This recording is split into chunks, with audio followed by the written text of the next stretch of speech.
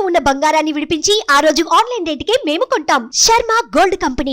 నమస్తే, welcome to Suman TV. నేను మీ Suman TV Usha.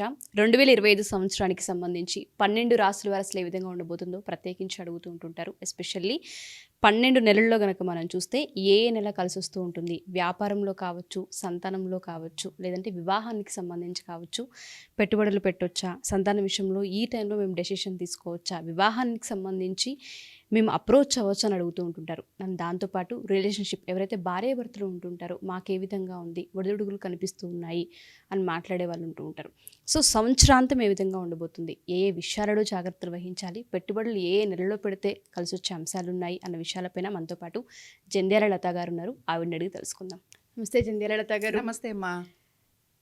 2025 కనుక మనం చూసుకుంటే న్యూ ఇయర్ ప్రతి ఒక్కరికి కూడా ఏ రాశి వారికి వారు అసలు ఏ విధంగా బాగుండబోతుంది, ఎక్కడెక్కడ ఇన్వెస్ట్మెంట్ చేయొచ్చు, ఇన్వెస్ట్ చేస్తే మనకు కలిసి వస్తుంది, అసలు వ్యాపారంలో మనం దిగొచ్చా లేదంటే ఎడ్యుకేషన్ రంగంలో కావచ్చు, సంతాన రంగం, ఇట్లా ఒక్కొక్కలా మాట్లాడుతూ ఉంటుంటారు. వీళ్ళకి అసలు ఏ విధంగా ఉండబోతుంది అంటారు?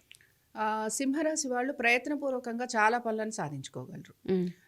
ముఖ్యంగా మనం ఒక రకంగా చెప్పాలంటే సింహరాశి వారికి ఈ మార్పు ఏదైతే ఉంటుందో ఇది ఆర్థికంగా మంచి అనుకూలతనైతే ఇవ్వబోతోంది. రుణ బాధల నుంచి బయటకు వస్తారని చెప్పుకోవచ్చు. ఓకే. కాబట్టి కొంత సింహరాశి వారికి మెయిన్గా అక్టోబర్ నుంచి డిసెంబర్ వరకు కూడా కొన్ని అద్భుతమైన అవకాశాలు కలగబోతున్నాయి. వీరి సంతానం గనక విదేశాలకు వెళ్ళాలి అని ప్రయత్నం చేస్తుంటే చక్కగా వెళ్ళిపోతారు.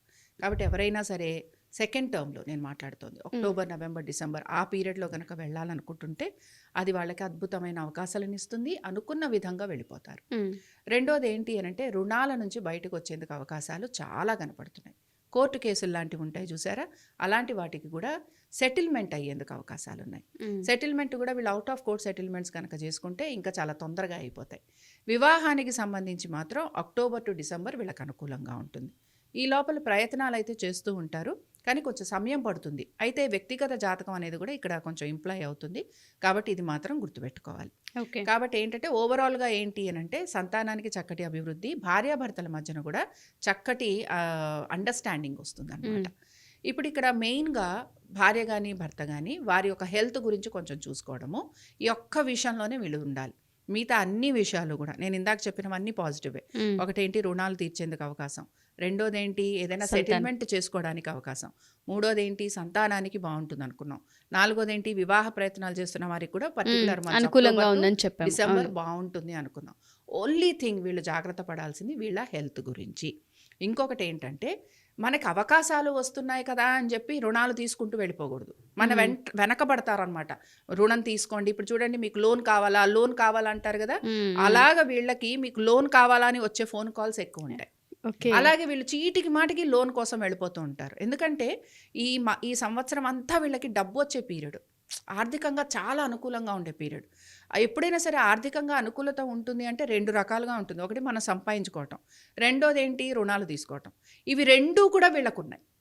అందుకని ఏం చేస్తుంటారు, ఆర్థికంగా అనుకూలత ఉంది, అలాగే రుణాలు తీసుకునే అవకాశం ఎక్కువగా కనపడుతోంది.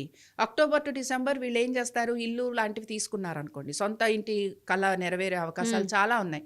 కాబట్టి ఏమవుతుందంటే వీళ్ళు రుణాలు తీసుకునేందుకు అవకాశం ఉంటుంది, కానీ చాలా పెద్ద మొత్తాలలో తీసుకుంటారు. గుర్తుపెట్టుకోవాల్సింది ఏంటంటే ఇప్పుడు బాగుంది, మళ్ళీ 2026 ఏ విధంగా ఉంటుంది అనేది కూడా మనం గమనించుకోవాలి. అందుకని దాని ప్రకారంగా వీళ్ళు ప్లానింగ్ చేసుకోవాలి. ఈ ఒక్క విషయం వీళ్ళు గమనించుకుంటూ వెళ్ళారంటే లైఫ్ చాలా స్మూత్గా ముందుకెళ్ళిపోతుంది. ఓకే. సో పర్టికులర్గా మనం కనుక చూసుకుంటే సంతాన రీత్యా చాలా మందికి ఇబ్బందులు ఉంటూ ఉంటాయి. ఈ రాశి వారి కనుక మనం చూస్తే ఎవరైతే ఇన్ఫర్టిలిటీ సమస్యలతో ఇబ్బంది పడుతూ ఉంటుంటారో ఈ సంవత్సరం ప్రయత్నం ఏమైనా వీళ్ళకి ఫలించే అవకాశం ఉంటుంది అంటారా? తప్పకుండా ఫలిస్తుంది. అయితే ట్రీట్మెంట్ ద్వారా IUI కానీ IVF కానీ ఆల్రెడీ ట్రీట్మెంట్ తీసుకుంటున్న వాళ్ళు ఎవరైతే ఉంటారో వాళ్ళు కనుక పిల్లల గురించి ప్రయత్నం చేస్తే మే తర్వాత ప్రయత్నం చేస్తే కనుక వీళ్ళకి సక్సెస్ వస్తుంది. మే తర్వాత ప్రయత్నం చేయాలి అంటారు. అండ్ ఆర్థికానికి సంబంధించి మాత్రం వీళ్ళు చాలా జాగ్రత్తగా ఉంటేనే బెనిఫిట్. లేదు అంటే జాగ్రత్త దేనికి అంటే డబ్బు వచ్చి ఒళ్ళో పడుతుంది, బట్ అది ఏ రకమైన డబ్బు అనేది కష్టపడి సంపాదిస్తున్నామా లేదంటే లోన్స్ ద్వారా వస్తుందా. ఆర్థికంగా బాగుంది అని అంటే ఒక్కొక్కసారి లోన్స్ ద్వారా కూడా మనకు ఆర్థికంగా అనుకూలత ఉన్నట్టే, కానీ అది తీర్చాలి. అదే మన సంపాదన అనుకోండి ఎవరికి ఇవ్వాల్సిన పని లేదు. కాబట్టి ఏంటంటే ఈ పీరియడ్ ఎలా ఉంటుంది అంటే మనకే కాల్స్ వచ్చి మనమే ఎదురు వెళ్ళి మనమే లోన్ తీసుకుంటాం అనమాట.